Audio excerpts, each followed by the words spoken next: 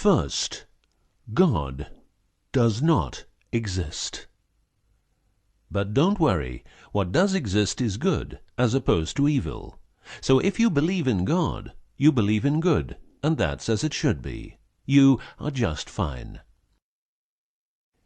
If you believe in evil, then you probably need a whack on the back of the neck with a big fucking stick.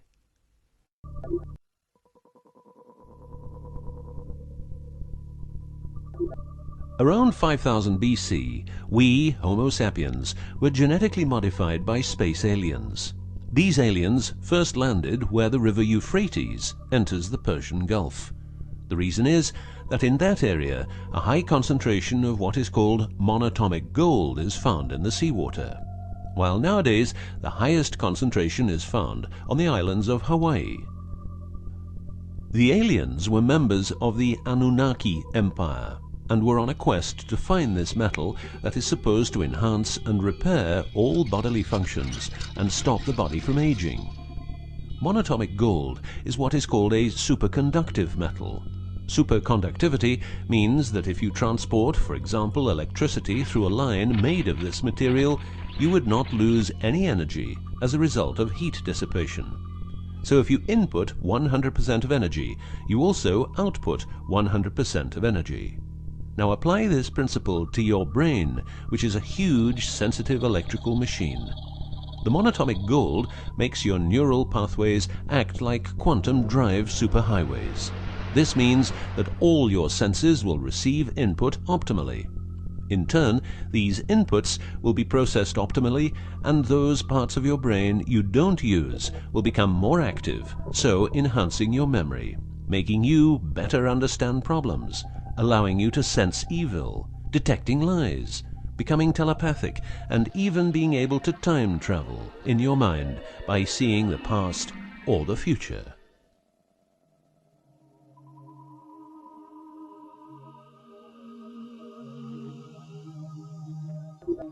So the Annunaki, which is the name of the empire which includes races like the Saurian, or as they are called the Reptoids, the Argarians, or Nordics, because of their human looks, and the Greys from Zeta Reticula, were looking for monatomic gold.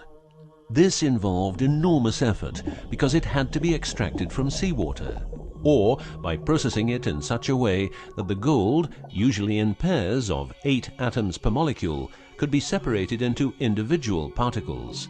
In this fashion, the monatomic elements were separated from the multi-atomic cousins. In a similar way, uranium-235 is produced. For the use as intelligent slaves, the Annunaki took a man, let's call him Adamski, and took out a part of a rib. This is because the rib is a part of the human body that can be removed without causing too much damage, and because the rib contains bone marrow, it's a perfect source for DNA. The Annunaki modified the DNA for a better manipulation of the humans and implanted it into a woman, let's call her Mulva. Mulva then had children with Adamski, and their children were, just like Mulva, genetically modified. These humans worked for the Annunaki, but not a lot of humans knew about the Annunaki, and then, for some reason, the Annunaki disappeared. An interesting detail is that the symbol for human DNA resembles the word Yah, which is God, but surely this is a coincidence.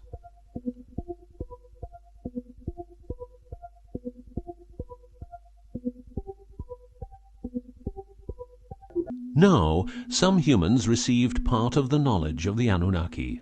The last known humans were the Jewish people who carried the Ark on their journey from Egypt to the Promised Land. Before them, the Ark was in the lands of the Sumerians, Babylonians, and Tibetans. This Ark, not the Ark of Noah, was known to have powers beyond human imagination. It could levitate and deliver the fire of stars, a dangerous firework-like display of power that occurred when the monatomic elements became unstable. To make them stable again, you needed to know certain secrets, and with those secrets you could preserve the Ark and thus its powers. The humans who were close to the secrets of the Ark had long and prosperous lives. The best known was Methuselah, who lived to the age of 950.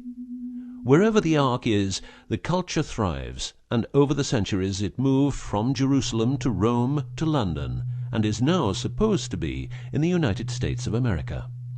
The Ark always moves west, and will always keep moving west.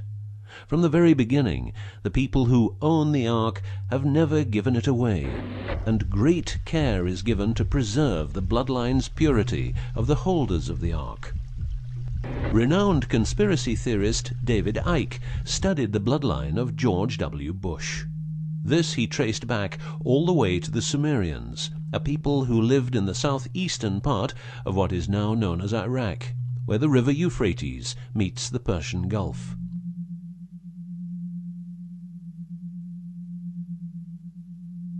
The secrets of the elements of the Ark, scientifically known as ORMs, orbitally rearranged monatomic elements, are nowadays hidden by secret societies that have control over society worldwide. The word Orm is the same as the Hebrew word which means the tree of life. Orms consist of 8 metals. These 8 metals are ruthenium, rhodium, palladium, and silver, known as the light platinum group, and osmium, iridium, platinum, and gold, known as the heavy platinum group. Gestation of these metals in monatomic form prolongs life and enhances and repairs bodily functions. By following what is called a wide-spectrum diet, we can provide our bodies with monatomic superconductive elements. In other words, by eating a lot of grapes, carrots, all blue and dark red fruit and vegetables, and also much other fruit, vegetables, and fish.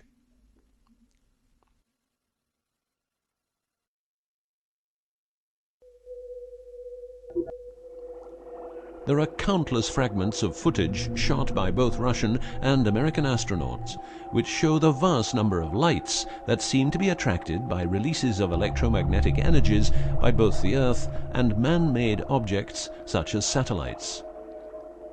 In Building 8 of the Johnson Space Center in Texas, the USA, high-resolution pictures taken by satellites are photoshopped each day to remove proof of aliens.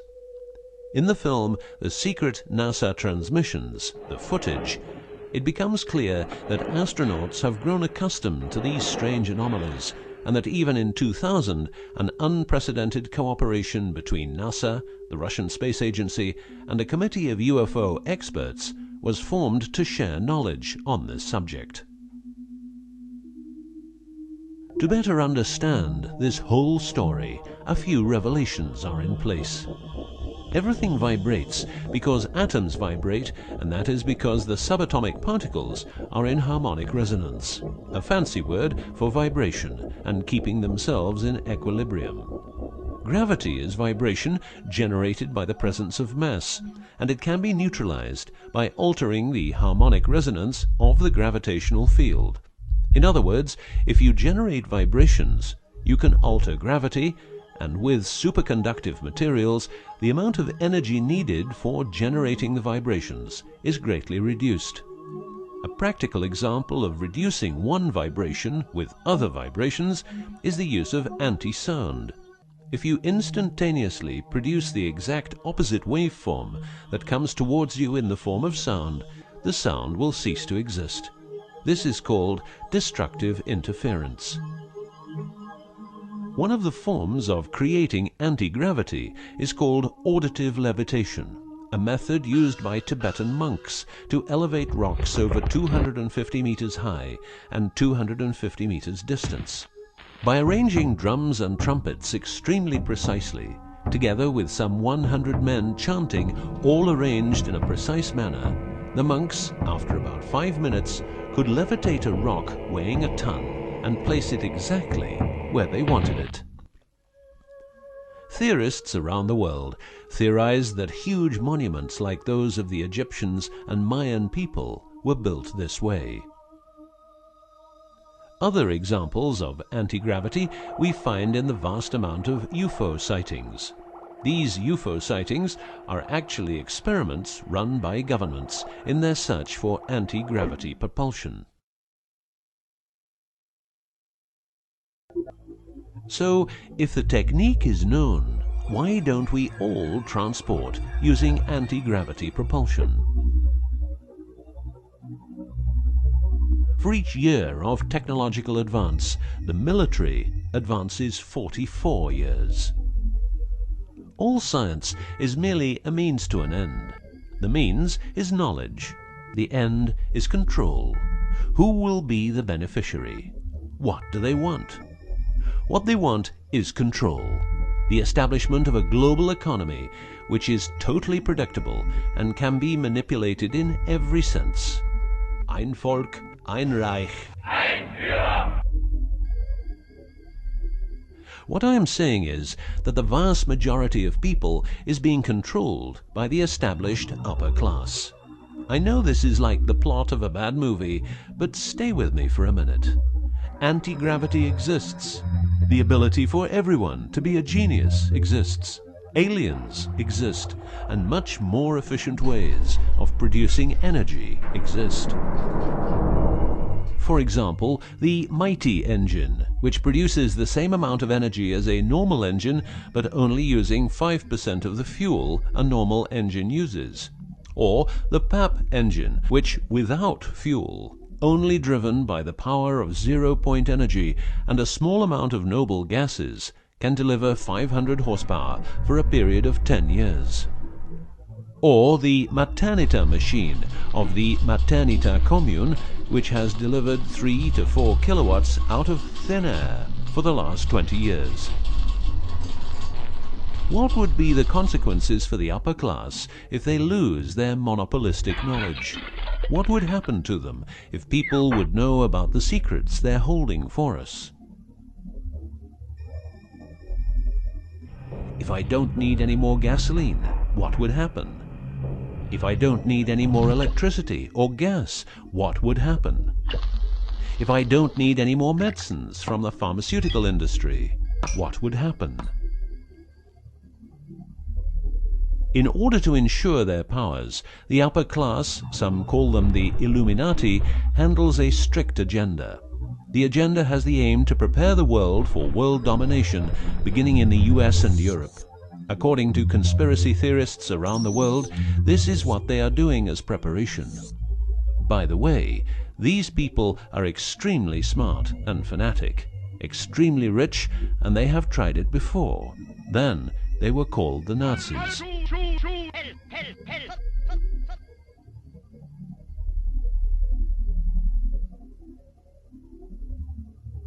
Although what you are going to see and hear sounds very peculiar, remember that a lot of people, for instance, ex-personnel of the US and UK armed forces, have been brutally murdered for making their information public. Let's begin with 9/11, but first a little history. What the Second World War did for the US is that it gave the country such an economic lead that it could easily grow more comfortable in its already powerful role. The industry of war gave everybody jobs, and therefore everybody could start consuming.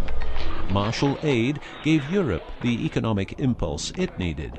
In other words, war leads to flourishing economies and leaps forward in technology.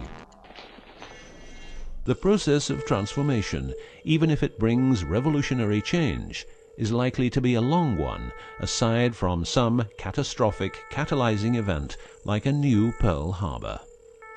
These are the words of a neocon think tank whose members count people like Dick Cheney, Wolfowitz, and Donald Rumsfeld.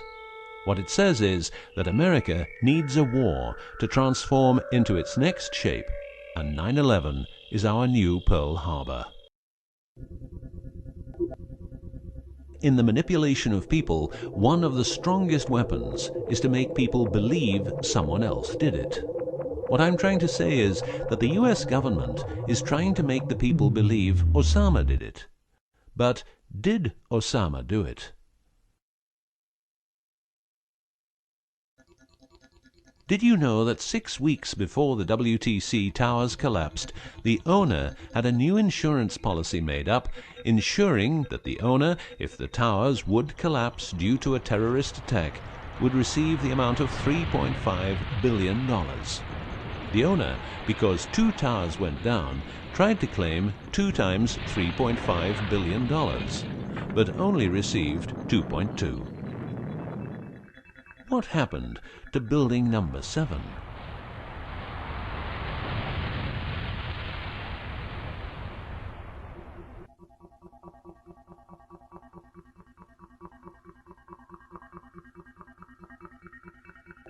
In order to control people who can be a hazard to the bad guys have control of a number of tools. One of these tools is the remotely operated electromagnetic frequency weapon. These use microwave, ELF, extremely low frequencies, and acoustic frequencies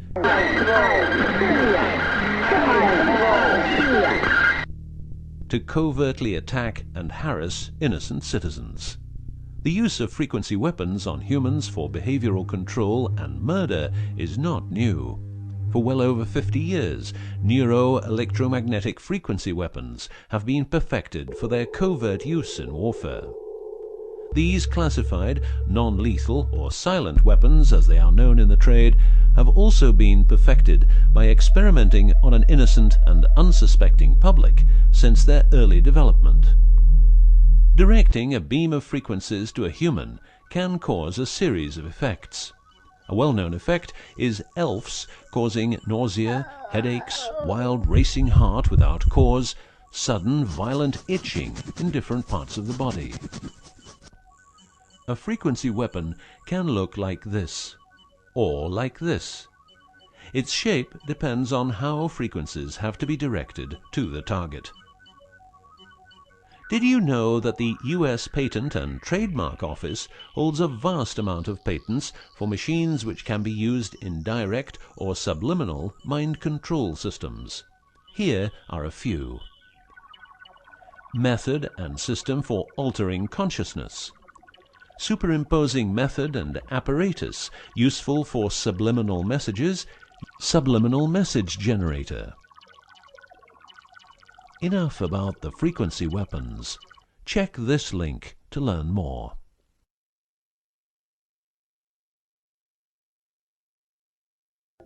You will realize that to control people, you have to know what they are communicating. So in the 1950s, the UK and USA decided to set up the world's biggest espionage network to make sure all communications between Russians and spies or allies were monitored.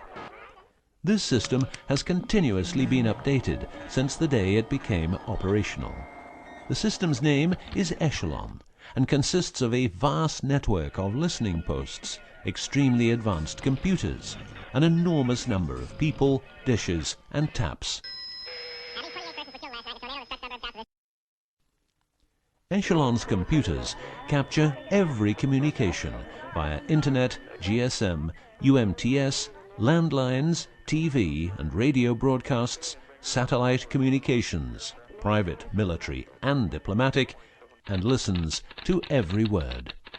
The computers work with a list of keywords, and when a message contains one or more keywords, the message is directed to a specialist who examines the message.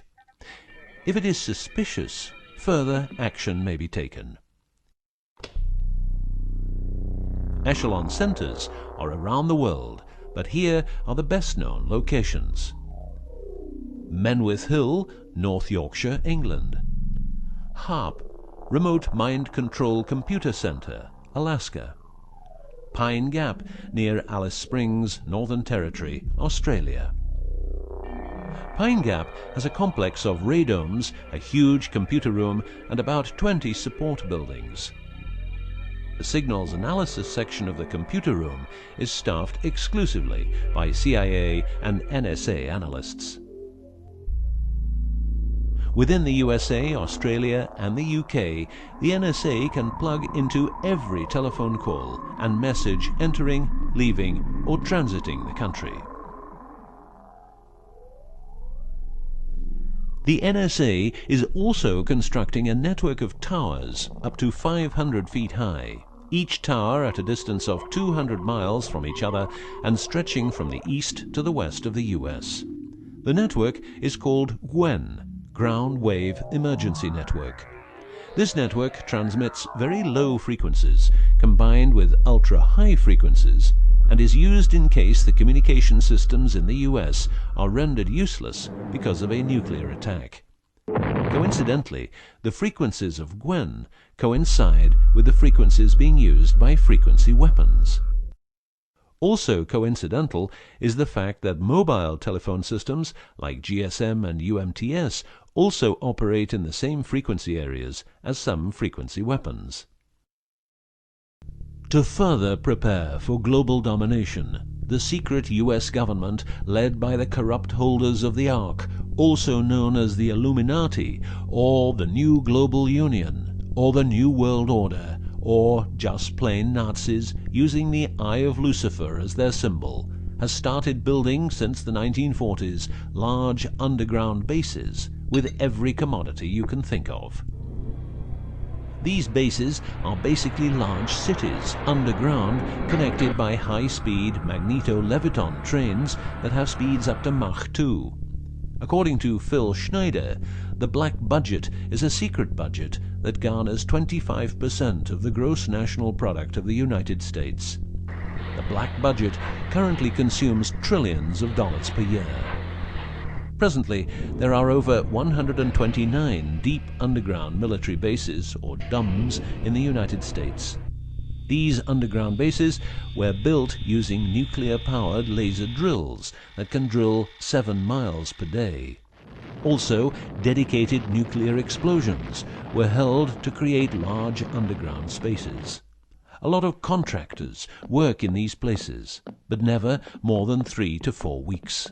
Always under strict supervision, and before entering a site, they are warned that if they talk about what they see, it will cost them their lives.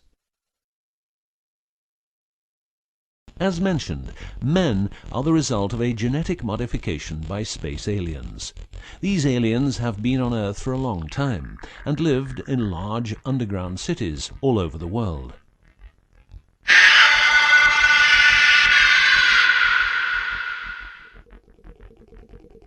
Collaboration with modern governments began as early as 1933 with the Bavarian Illuminati and Thule secret societies, and this collaboration was brought into America via the CIA, which was established with the help of American Nazi agents as well as European Nazis who were brought into America through Project Paperclip and other operations.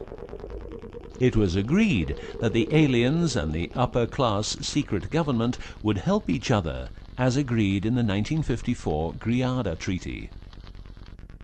By 1979, the aliens didn't respect the treaty at all, and it was in this year when, at Dulce Air Force Base, a huge underground base was being built, and during excavation, an underground alien city was discovered. There are several species of aliens working with the US at the Underground 7 level facility at the Alien US Government Biogenetic Research Base in Dulce, New Mexico. The reason they help the US government is because the aliens need space here on Earth for conducting experiments on humans and storing humans in suspended states for reasons unknown. In exchange, the aliens give the US government technology. Examples of these technologies are stealth aircraft, anti-gravity propulsion, genetic research, quantum technologies, computer technology, biological warfare, medicine, GSM, etc. The greatest weapon the devil has is the disbelief people have in him. The devil represents evil, and those who want to dominate are the evil ones because they keep their knowledge from saving lives and improving the world.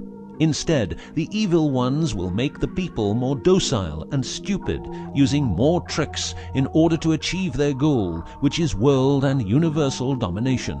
The story of the aliens seems so unreal that, like the devil, it is subject to ignorance and ridicule, and that is its greatest weapon.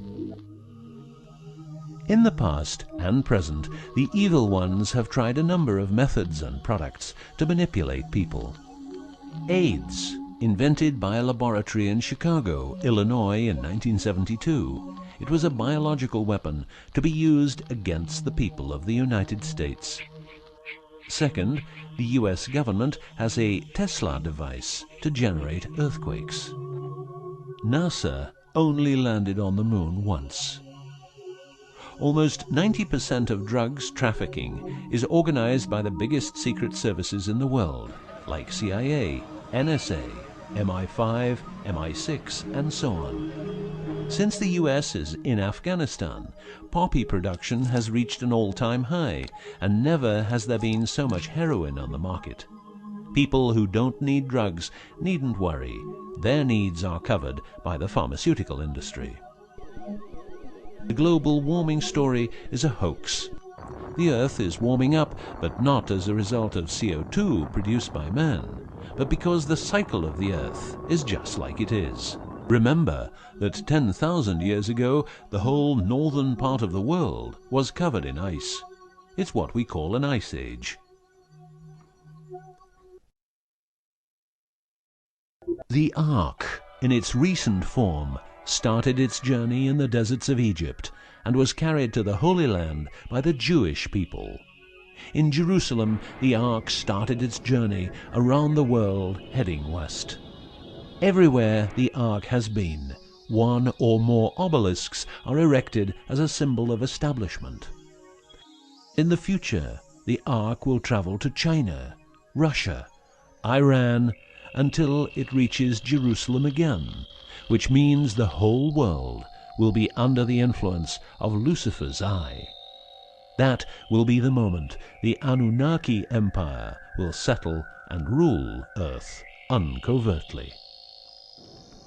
On many important sites in the world, buildings carrying symbols of Lucifer's return are common.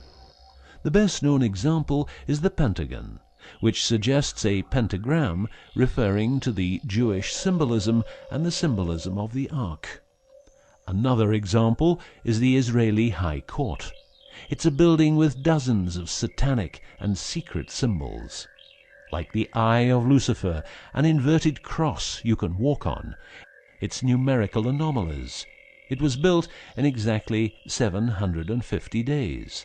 Used exactly 250,000 stones, all hand-laid, and was funded by the Rothschilds, the founders of the central banks and the World Bank.